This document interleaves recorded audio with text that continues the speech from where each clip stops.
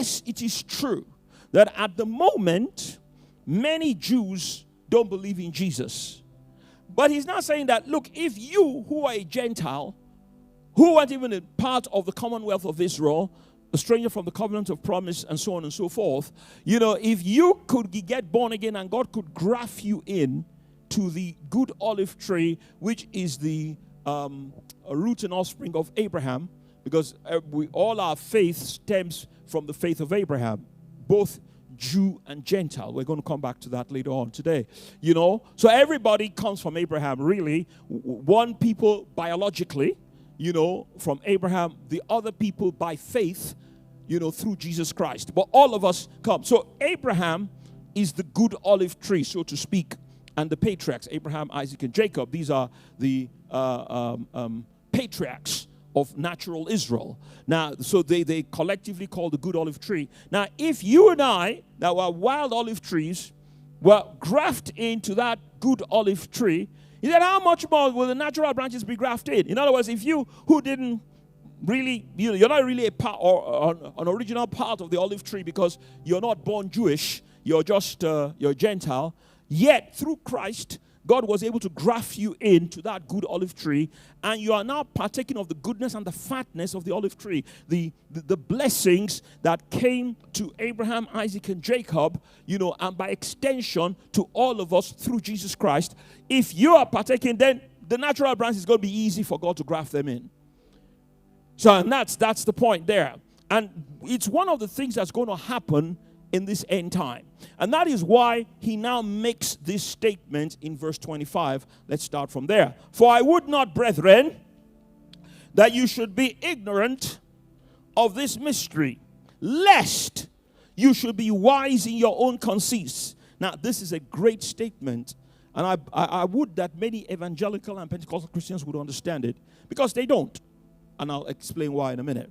That blindness, in part, I'll say in part, not in whole, is happened to Israel until the fullness of the Gentiles be come in.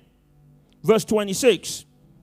And so, all Israel, and I'm going to explain that in a minute, shall be saved, as it is written, for there shall come out of Zion the deliverer, and shall turn away ungodliness from Jacob.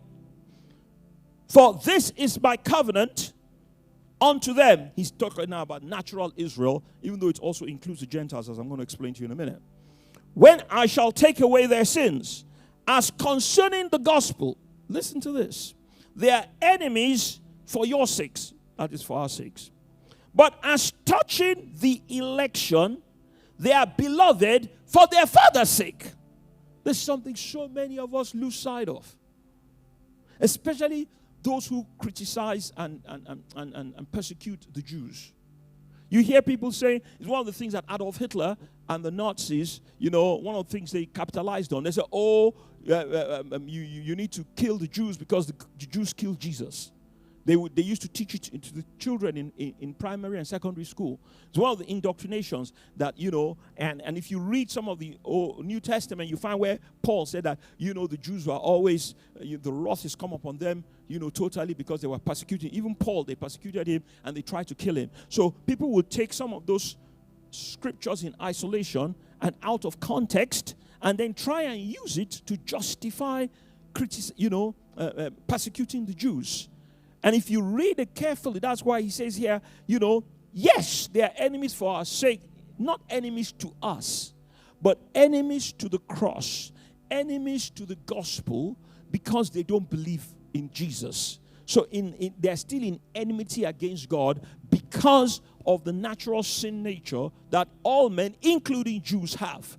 But they're not enemies that we should be fighting or enemies that we should be doing bad things to or persecuting. No. That's a wrong reading of this scripture. He said, but as touching the election, he said they are beloved for their father's sake. And that's the one we should key into. Because God still loves the Jews. And he still blesses them, not because of them, listen to this, but in spite of them, because of the fathers. And it's very critical that we understand